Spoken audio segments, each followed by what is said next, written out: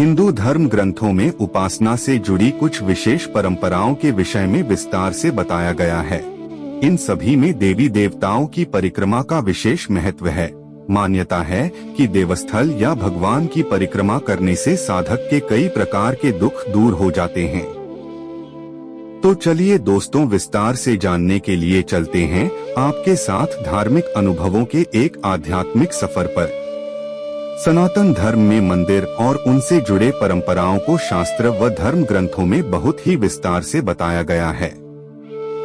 बता दें कि प्राचीन काल से लोग अपनी आस्था को प्रकट करने के लिए एवं भगवान का आशीर्वाद प्राप्त करने के लिए मंदिर जा रहे हैं।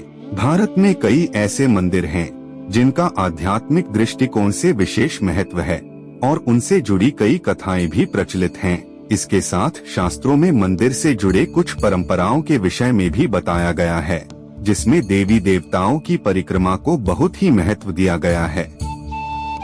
आज हम इसी विषय पर बात करेंगे और जानेंगे क्यों हिंदू धर्म में परिक्रमा को माना जाता है महत्वपूर्ण और इसके पीछे क्या है आध्यात्मिक व वैज्ञानिक कारण। लेकिन इससे पहले हमें यह जानना चाहिए कि मंदिर क्यों जाना चाहिए। क्या है हिंदू धर्म में मंदिर का महत्व? मंदिर शब्द का अर्थ है मन से दूर कोई स्थान, अर्थात ऐसा पवित्र स्थान जहां मन और ध्यान अध्यात्म के अलावा किसी अन्य चीज पर न जाए। मंदिर को आलय भी कहा जा सकता है, जैसे शिवालय, जिनालय इत्यादि। जब हम मंदिर जाते हैं तब हमारा मन भोग, विलास, काम, अर्थ, क्रोध इत्यादि से दूर हो जाता है। यहाँ व्यक्ति को आध्यात्मिक ऊर्जा प्राप्त होती है और मन शांत रहता है। प्राचीन काल से मंदिरों की बनावट वास्तुशास्त्र के अनुसार की जा रही है, इसलिए यहाँ आने से व्यक्ति पर नकारात्मक शक्तियों का दुष्प्रभाव नहीं पड़ता है और मन सीधे सीधे भगवान से जुड़ जाता है। मंदिर में रहकर भगवान की आराधना व ध्यान करने से मन को आत्मिक संतुष्टि भी प्राप्त होती है और इसे भगवान की आराधना के लिए आवश्यक माना जाता है। बता दें कि पूजा अर्चना के बाद परिक्रमा का भी विशेष विधान शास्त्रों में बताया गया है। आइए जानते हैं क्यों की जाती है देवी देवता अथवा मंदिर की परिक्रमा। पूजा पाठ के बाद हम देवी देवता या देवस्थल की परिक्रमा करते हैं, लेकिन कई लोगों के मन में यह प्रश्न भी उठता है कि हम ऐसा क्यों करते हैं। तो बता दें कि देवी देवताओं की परंपरा प्राचीन काल से चली आ रही है। इसके पीछे धार्मिक एवं वैज्ञानिक कारण छिपे हुए हैं। बता दें कि परिक्रमा को प्रदक्षिणा भी कहा जाता है, जिसका अर्थ है दाएं ओर से घूमना भी है।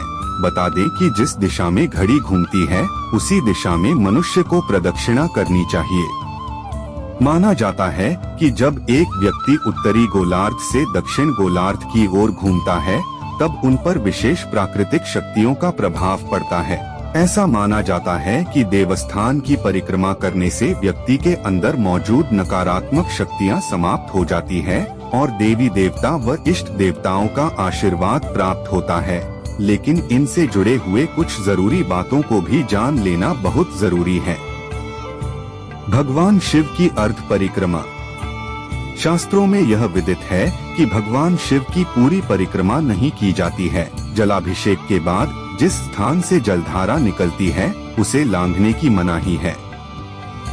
इसलिए भगवान शिव की अर्ध परिक्रमा का ही विधान है। ऐसा करने से भगवान शिव प्रसन्न होते हैं और साधक को आशीर्वाद प्रदान करते हैं। भगवान गणेश की 3 परिक्रमा। धार्मिक मान्यताओं के अनुसार भगवान गणेश सभी देवताओं में सर्वप्रथम पूजनीय हैं। साथ ही शास्त्रों में यह बताया गया है कि भगवान गणेश की 3 बार परिक्रमा करनी चाहिए और ऐसा करते समय मन ही मन अपनी मनोकामना को दोहराना चाहिए। ऐसा करने से साधक की सभी मनोकामनाएं पूर्ण हो जाती है। गोवर्धन परिक्रमा। भगवान श्री कृष्ण की नगरी मथुरा में गोवर्धन पर्वत विराजमान है। किंवदंतियों के अनुसार भगवान श्री कृष्ण ने बाल लीला में गोवर्धन पर्वत को अपनी छोटी सी उंगली पर उठाकर ब्रजवासियों को इंद्रदेव के प्रकोप से बचाया था। धार्मिक मान्यताओं के अनुसार मथुरा में गोवर्धन पर्वत की परिक्रमा करने से साधक को बल, बुद्धि, विद्या एवं धनधान्य का आशीर्वाद प्राप्त होता है। यह पूरी परिक्रमा 23 किलोमीटर की है और इसे पूरा करने में 5 से 6 घंटे का समय लगता है। सबसे लंबी परिक्रमा नर्मदा परिक्रमा। अब तक की सबसे लंबी परिक्रमा नर्मदा परिक्रमा को कहा गया है, जिसका क्षेत्रफल 2600 किलोमीटर है। यह यात्रा तीर्थ नगरी अमरकंटक, ओंकारेश्वर और उज्जैन से प्रारंभ होती है और यहीं पर आकर समाप्त हो जाती है। इस परिक्रमा में कई तीर्थ स्थलों के दर्शन का सौभाग्य प्राप्त होता है।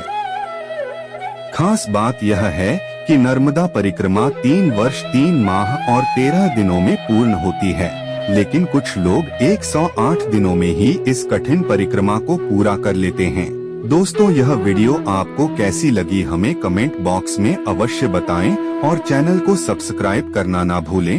हर हर महादेव।